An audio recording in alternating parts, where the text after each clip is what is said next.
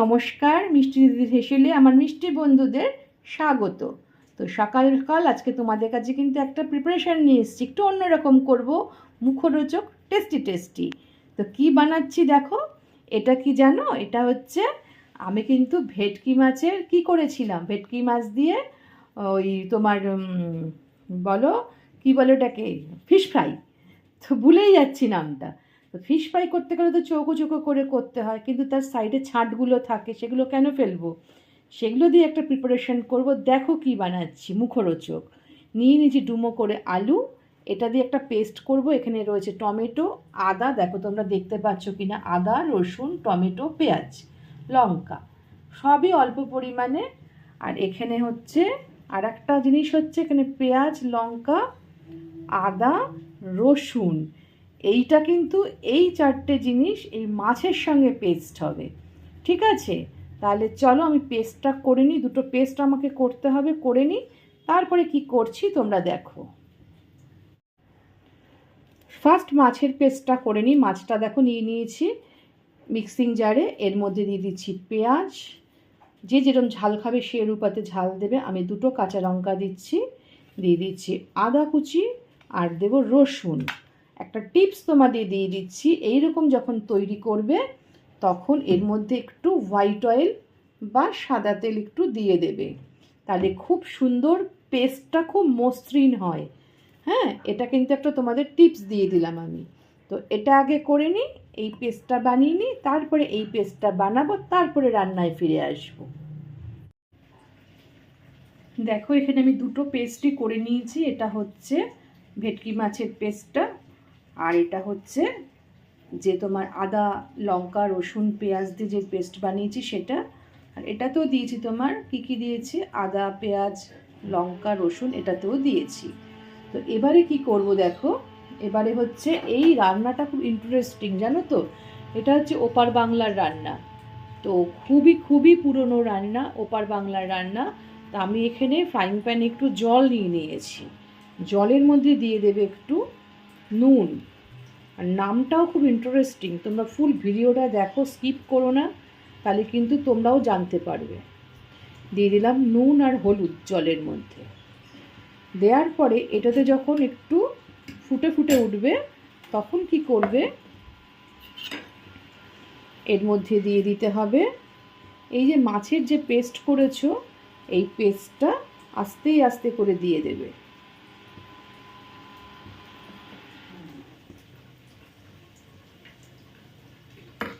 আমি কিন্তু ফ্লেমটা একদম লোয়ে দিয়ে দিয়েছি।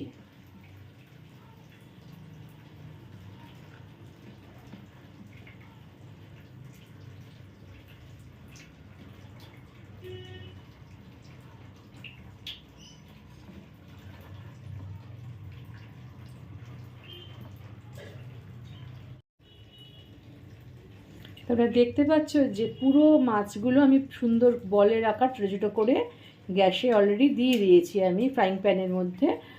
আর ফ্লেমটা কিন্তু একদম লোয়ে আছে, আস্তে আস্তে করে হবে, পুরো জিনিসটা কিন্তু জমে যাবে। ঠিক আছে, এটা হতে থাকুক, তারপর তোমাদের দেখাবো যে কী সুন্দর ওপরে ভেসে উঠবে, দেখবে জমে গিয়ে।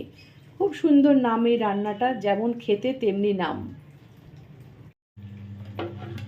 আমি ওপর দিয়ে না একটা থালা চাপা দিয়ে দিয়েছিলাম, যাতে ওপরটাও সুন্দরভাবে হয়ে যায়।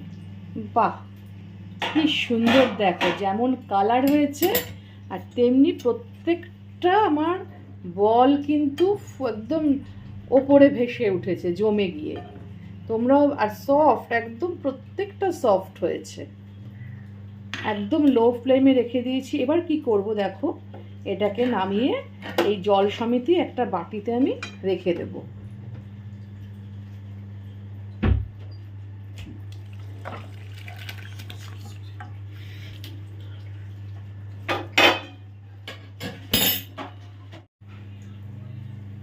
দেখো আমি অলরেডি ফ্রাইং প্যানে কি করেছি, একটু সাদা তেল দিয়ে নিয়েছি, নিয়ে যে আলুগুলো ডুমো করে কেটে রেখেছি সেগুলো একটু ভেজে নেব।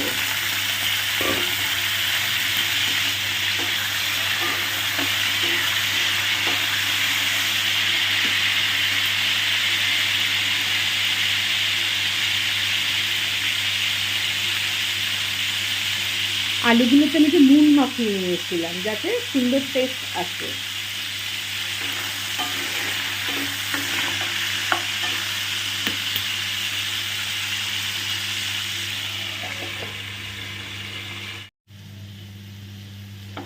ভাজা হয়ে গেছে লাল করে, একটু লালটা বেশি হয়ে গেছে, খেয়াল করিনি। যাই হোক, আলুগুলো এবার তুলে নিচ্ছি।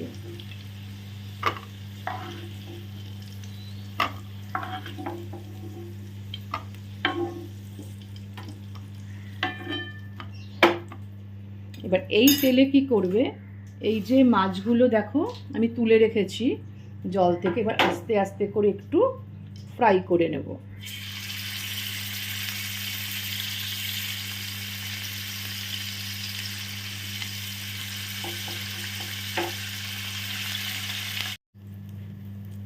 দেখো এখানে আমি কিন্তু মাছের যে বলগুলো আমি ভেজে তুলে রেখেছি, আর ওই ব্যালেন্স তেলের মধ্যে আমি দিয়ে দিচ্ছি একটু জিরে ফোড়ন। কোনো তোমার এই যে এগুলো কিন্তু যে ভেজেছি রয়েছে তোলার কোনো প্রয়োজন নেই।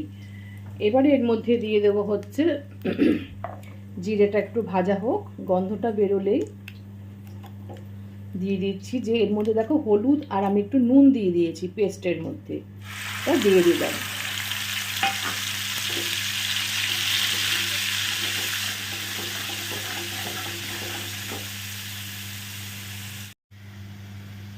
আর দিয়ে দেবো অল্প একটু চিনি।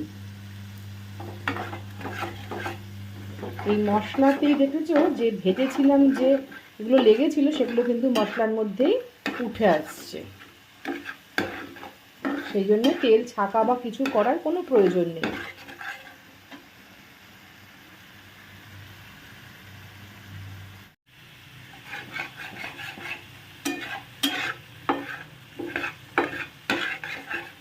এবারে কি করব, এই মশলাটা যখন দেখো একটু তেল তেল মতো উঠে আসছে, এর মধ্যে ভেজে রাখা আলুটাও দিয়ে দিচ্ছি, দিয়ে একসঙ্গে কষাবো।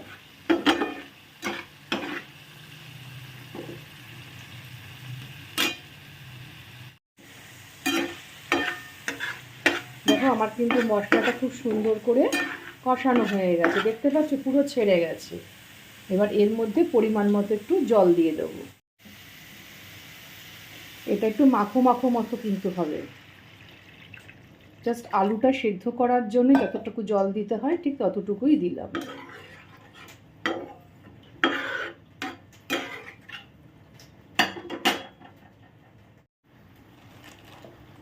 কালারের জন্য একটু দিয়ে দেবো জাস্ট কাশ্মীরি মির্চ।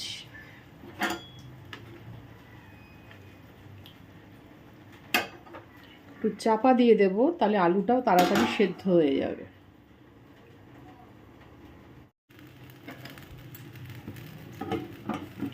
ঝোলটা যখন ফুটে উঠবে তখন আস্তে আস্তে করে এই ভেটকি মাছের বলগুলোকে ছেড়ে দিতে হবে।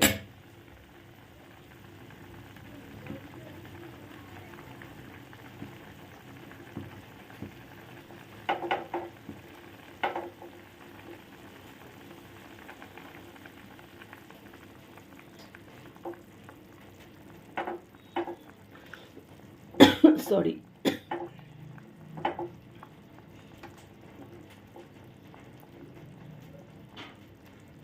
দিয়ে আমি আবারও কি করব, ঢাকা দিয়ে দেব, তাহলে কি হবে আমার আলুটাও সুন্দরভাবে নরম হয়ে যাবে একদম। দেখতে কেমন হয়েছে বলো রান্নাটা বা রেসিপিটা? আমার কিন্তু আলু সেদ্ধ হয়ে গেছে, প্রত্যেকটা জিনিস একদম কমপ্লিট হয়ে গেছে। আমি গ্যাসটা এবার অফ করে দেবো।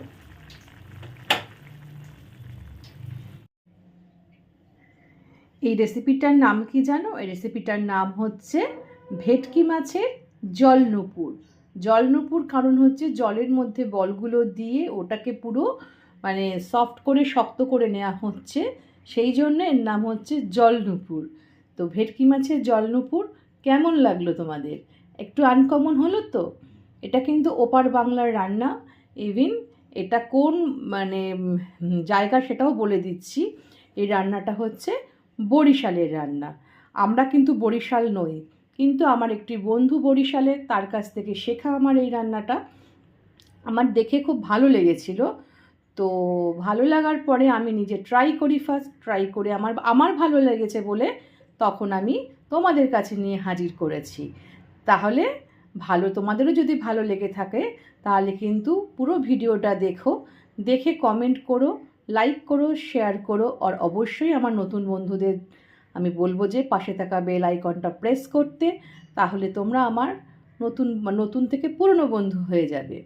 তাহলে কি আজকের মতো তো বিদায় নিতে হবে। তাহলে চলো, তোমরা ভালো থেকো, সুস্থ থেকো, সাবধানে থেকো, নিরাপদে থেকো। আমাদের মিষ্টি দিদিও চেষ্টা করবে ভালো থাকার।